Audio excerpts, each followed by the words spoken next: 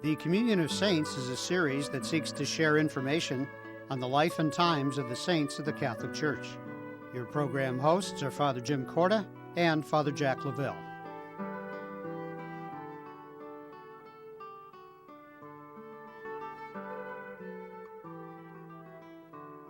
Welcome to this edition of Communion of Saints. I'm Father Jim Corda. And I'm Father Jack Lavelle. Well, the first saint we're going to talk about now is Isidore.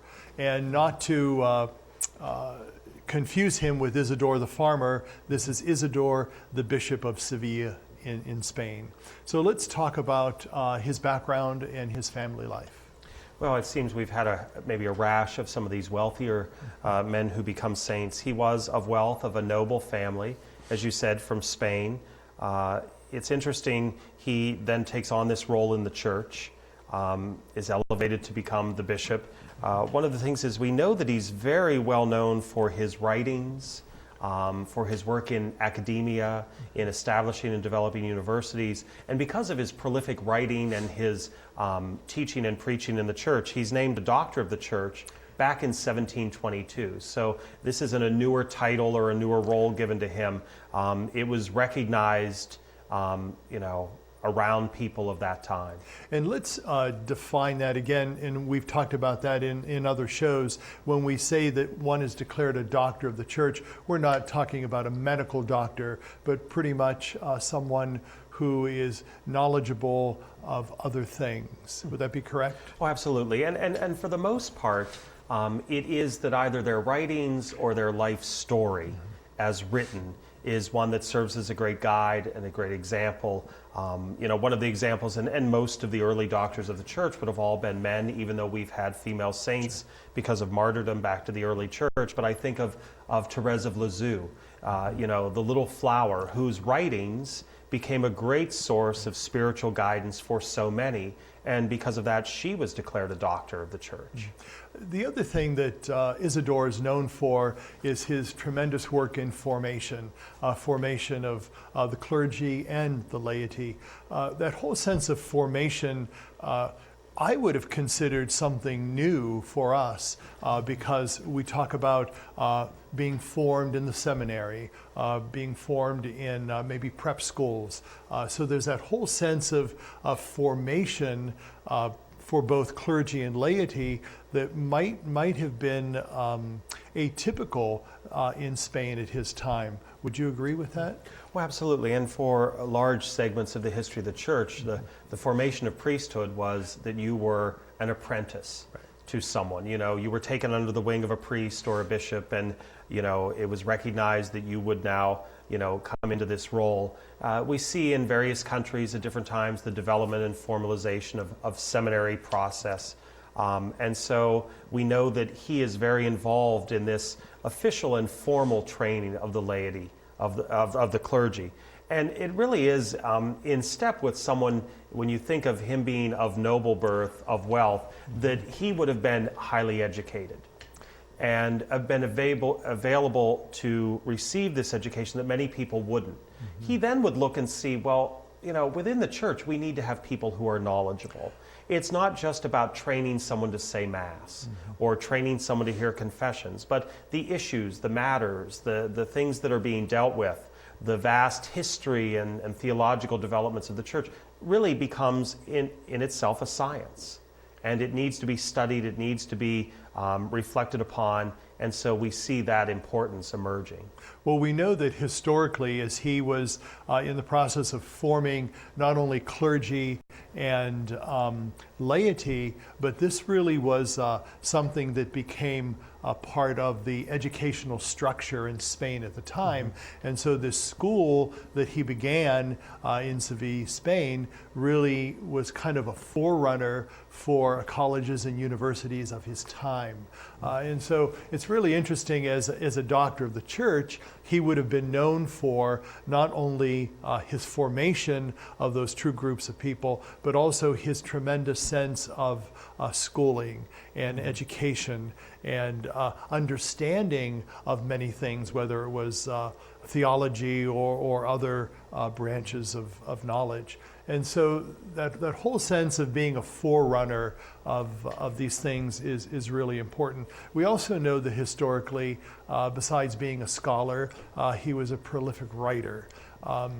And, you know, being a bishop, being someone who governs a diocese, having time to be a prolific writer would be something we would think about as something that doesn't happen today. Mm-hmm. We know that our Holy Father in many previous popes have written prolifically. I would not be saying anything out of school, that there would be other people that would assist the Holy Fathers in writing. So it wouldn't be that the Pope would sit down on a daily basis and write things, but many people would help him and begin things. But it sounded like Isidore himself, on many occasions, would have sat down, would have written many scholarly things that probably were used in his school of formation and in subsequent schools and universities of his time. We've got a few minutes left of our first segment. Is there anything else that we'd like to share with the folks that are with us about the time that he lived, or about some of the things that he did, or just that whole charism of being a scholar, being an educator? Well, I think it does go back to what we've mentioned in other segments about the church's involvement in not just caring for the church, or specifically caring for those who are impoverished in one way or another, but also caring for all of the souls and seeking to advance people at every level. And so his work in academia, his establishment of a university, not just for theological training of clergy or to help the laity understand the teachings of the church more, but in other disciplines and other avenues. It really has been the church that in many ages has been on the forefront of that. And I think Isidore helps us to be reminded of that great gift and that great charism of the church, that it's not just forming priests, it's not just educating people about scripture or about theology, but it is recognizing the need to help form and shape all of God's people, whatever their journey, whatever their occupation, whatever their vocation may be. And I think Isidore serves as a great model of that in Spain. We see that's part of the recognition of him becoming a doctor of the church, and we see that being lived out in so many other saints as we look at their lives. And I think as we talk about someone like Isidore, who as a doctor of the church formed and really promoted education and formation, that and also the beginnings of what we would call modern universities, that the church, as you had mentioned, really was at the forefront, creating universities, creating hospitals, starting orphanages, doing many things that benefit people today, whether it was in the realm of social work or in the realm of education, whatever. And so it's important for us to highlight the fact that the church is really in the forefront and continues to be in the forefront for people today. We're going to take a break and talk about another saint in a moment. Stay with us. We'll be right back. I am Marino. Yo soy Marino. Marino, an American Catholic organization of priests and brothers, has been reaching out to those in need for nearly 100 years in 26 countries throughout the world. Missioners, workers, volunteers, supporters, we are all Marino. I'm Father Mike, and I am Marino. I am Marino. I am Marino. I am Marino. I am Marino. I am Marino. I am Marino. I spent 34 years as a teacher. For the first 10 minutes of teaching, I was terrified, and then I fell in love with it. I am so grateful that teaching was my ministry. It was such a gift. Many sisters, brothers, and religious order priests served for little pay. One year, I had a classroom of 68 children. I was chaplain for the ice hockey team and loved it, even the 6:30 a.m. practices. Today, hundreds of religious communities lack retirement funds. I loved helping the kids stage musicals. Gifts to the Retirement Fund for Religious help provide for medications, nursing care, and more. Back then, we didn't earn much, but seeing a child learn was really priceless. Please give to those who have given a lifetime. Donate at your local parish. Thank you, and God bless you. Welcome back to our show. Now we're going to talk about a saint from France whose feast day is April 28th, Peter Chanel. Let's tell the folks about his birth and his death. Well, he was a saint who was born in 1803, as you said, in France. He doesn't live a very long life. He dies in 1841, so he's about 38 years old. He joins the Marist order 10 years before his death in 1831. And one of the things that he does as part of the Marist is that he is sent to the South Seas. One of the things we do know about him, as he was a person of great faith, and he felt this great call to spread the gospel message. But as many people are likely to be inflicted, there were those that did not want that gospel message spread. And so what inflicts many a missionary, many a people who go out into other lands to spread that good news, we know ultimately that he is captured and he is clubbed to death and becomes a martyr for the faith. It's interesting because he is declared by the church as the patron of Oceania. And when we mention Oceania, obviously we're talking about the South Seas, we're talking about Australia, the Seychelles, perhaps Indonesia, Papua New Guinea. So those areas that were we would consider New World, even in our somewhat modern times. And so the Marist brothers and priests were those that are still very prolific in the life and mission of the church in Oceania today. And so this whole sense that he went there to preach the gospel of Christ to them was something that he felt not only that he had to do, but he did it with such grace and also ultimately cost him his life. Because we know that historically, the very people that he went to evangelize and he went to bring the good news of Jesus to them ultimately martyred him. And so there's this whole almost like the tables were turned on him. And I'm wondering what kind of emotions might have been in his mind and heart. Not that we could read that, but if you go to some place and you share good news with them and they in turn don't accept that good news or persecute you because of that, there's something involved in the lives of people at that point. Well, certainly, as he went to preach the gospel, and we know that he baptized many a pagan and that he brought them to the faith. And certainly there would have been those who would have been in love with his message, that willingly embraced this gift of baptism and who served the Lord. But there were those that this new life is a great threat. And so we have to think of the time period there and some of the places that he would have visited. We know that ultimately his death is called for by the king of the island.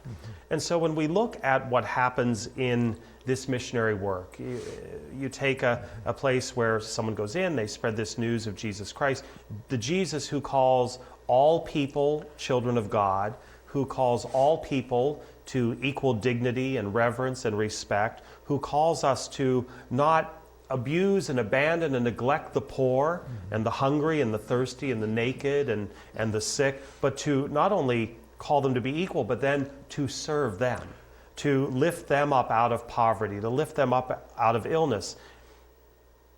Country after country, case after case where we've seen the work of missionaries, this has become a great threat to the governing or ruling authorities. And certainly the king of this time would have thought, what does this mean for me? Right now we have a structure set up where they are here and I am here and I like this.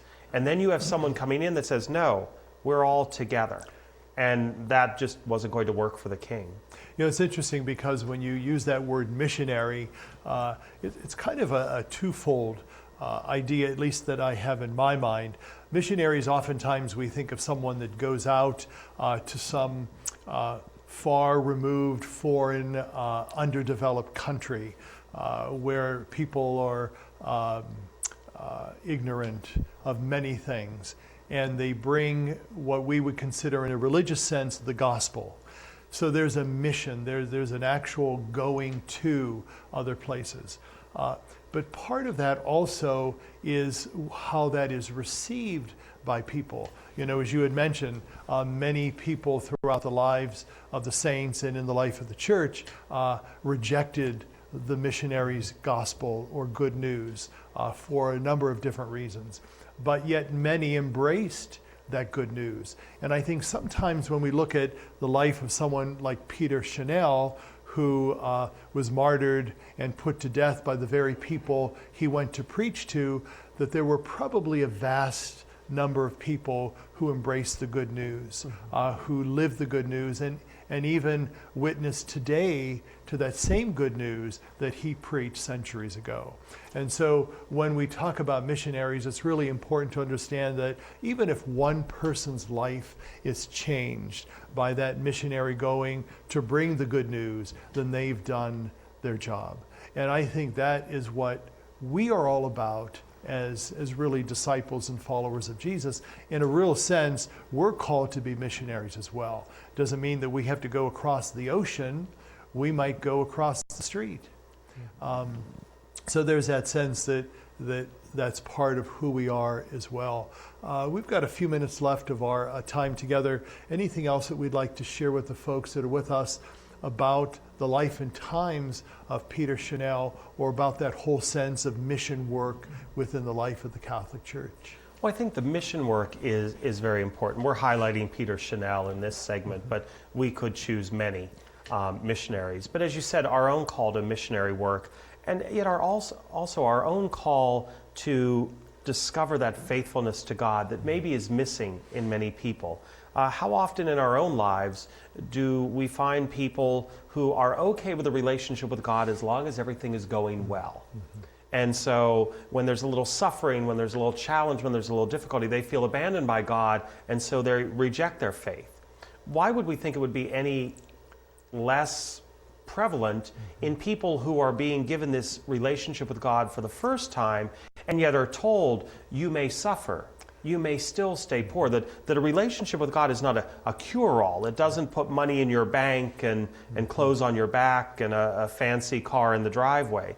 And so for many people, the idea of coming to this relationship with the Lord, but still suffering, still living in poverty, still being mistreated, that becomes the great challenge of missionary work. And I'd say there's the real division. Those who understand that it's not about getting. It's not about my whole life is going to change here on earth for the better. It is ultimately the work of salvation and achieving that kingdom. We're going to talk about another saint in a moment, but we're going to take a quick break. Stay with us. We'll be right back. There is a place where a total stranger will give you their blood. A place where someone you never knew will save your child from drowning. Where a person who doesn't look like you, talk like you, or dress like you will give you shelter after a flood. That place is called America, where we look out for each other. When you help the American Red Cross, you help America. My name is Sister Mary Claudina, and I run a home for abandoned children. I want to take care of children who have no parents, because luckily I come from a very loving family. There are 8 of us. And I remember when one of my cousins got sick, and she called my mom and said, Mom, the doctor has said that I might not have too long to live. Will you please raise my 3 children for me? I remember we had a meeting at home, and my dad called a meeting, and my mom was explaining to all of us. And my father said, this powerful word, he said, we already have 8. What is 3 more? We learn to care for each other, to love each other, to fight among each other, to make up, to forgive, to just to be a family. And I think that's what I learned from home, and I wanted to share that with children who do not have that love and that opportunity just to know what a family is all about. 33 million Americans have descended into poverty. And as their futures fall, so does our nation's.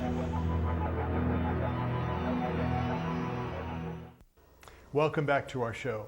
Now we're going to talk about another saint who is from France, who actually shares the same feast day of Peter Chanel that we spoke about recently. On April 28th is the feast, and I'm going to look at my card to make sure that I pronounce his name correctly, Louis Grignon de Montfort. So let's tell the folks that are with us something about him to set the stage. Well, he was born more than 100 years before our last saint, Peter Chanel, born in 1673, dies in 1716. He was made a missionary apostolic by Clement XI. And he was also renowned, and it's interesting that in his biographies they note that he was a confessor. And we might think of this day as, well, every priest hears confessions. Every priest, is able to absolve sins. But to have it highlighted that he was a confessor would have highlighted that specific role, that he was someone that people sought out to be reunited with the Lord, where we've broken our relationships, where we've committed sins against God, ourselves, or others, that he really was someone who had a way with him in bringing people that comfort and that peace of mind back to a relationship with the Lord. It's interesting as you were talking about that. I remember Brother Dominic, of course, from CTNY mentioned how in novitiate that he would have used and read some of Louis Montfort's books. And we know that historically that popes and the papacy were influenced by his writings, and he had a deep devotion to Our Lady, and especially through the Rosary. So there's this whole sense that as a devotee of the Blessed Mother, he also had a deep devotion in the spiritual life as well. And being able to write about it and being able to be influential in the lives of popes and the papacy really would have said something about his spirituality and his devotion and also his charism as a priest.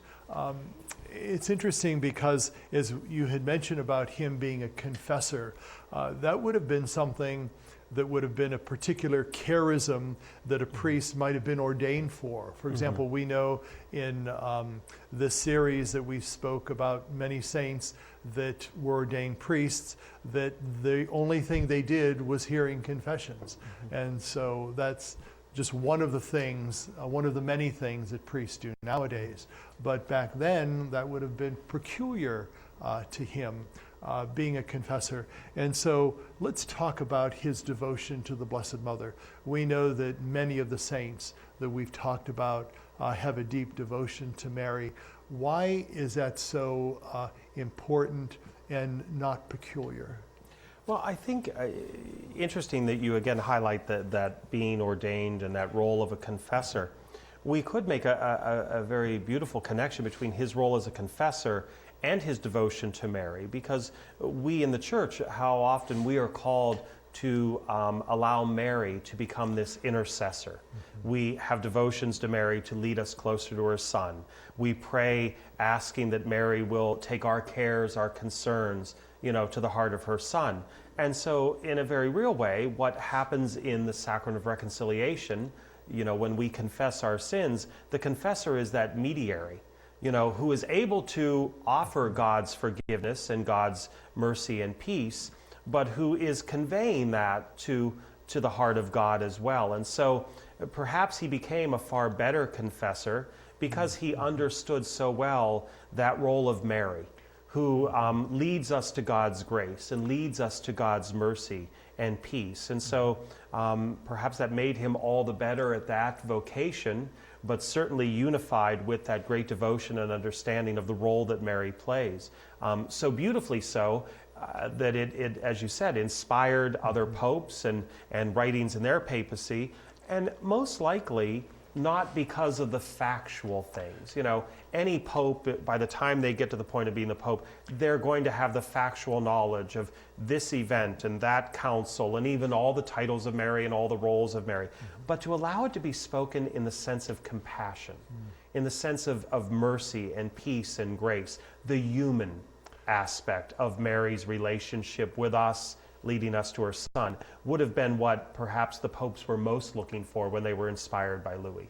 And we know that a century and a half plus later that he was beatified by Pope Leo XIII, and then he was canonized in 1947, 70 years ago, by Pope Pius XII. So this whole sense that his process of canonization, like many of the saints, would have taken time and years. And sometimes we get the sense that saints are declared saints immediately, but there's a process that the church encounters and the church partakes in order to profoundly declare that someone is a saint. And we know that the first step is beatification and then canonization. And so this whole sense that because of his holy life, because of his devout devotions, because of his intercession with the Blessed Mother, that made him even more a candidate to be blessed and ultimately to be a saint. We know that he also had a devotion to the angels, and even we hear historically that he went from priest to preacher. So there's that whole sense that his whole life was preaching the good news of the gospel. We've got about 2 minutes left of our show today. When I talk about devotion to angels, what do you think that would mean? We know angels are messengers of God, but why would someone have a devotion to the angels? Well, I think the devotion would come, at least in Louis's life, out of a desire to emulate them. Mm-hmm. And so as messengers, but also as people who provide God's protection, God's assistance, God's care and concern. We see either in the archangels or the guardian angels, or we've spoken about the role of Gabriel in the Annunciation. So perhaps that devotion to angels was to find and discover ways as a human being, not as an angel himself, that he could emulate those relationships, to be a messenger and an emissary of God's grace and mercy, guidance, protection, and care. I think that might have been a key factor in that. I think it's also worth noting, as you mentioned, the journey to sainthood. You know, for many saints, it takes hundreds of years for that process. And I think people need to be aware of that, and the need to continue to look at lives of the blessed, look at lives of venerable or servants of God, and to continue to pray for their canonization. We've had a few saints of recent time who it's moved rather quickly. And beautiful lives, John Paul II, Teresa of Calcutta. Even if we look at someone like Catherine Drexel, who died in 1955 and was made a saint around the turn of the millennium. But those are rare cases in our current understanding. For many of the lives of the saints, it does take a good period of time. There's always going to be those few that crop up that move quickly, but not to abandon some of those beautiful stories that may take 100 or 200 years to be brought to the fullness of sainthood. We thank you for being with us, and we certainly encourage you to learn more about the lives of the saints. Have a good day, and God be with you.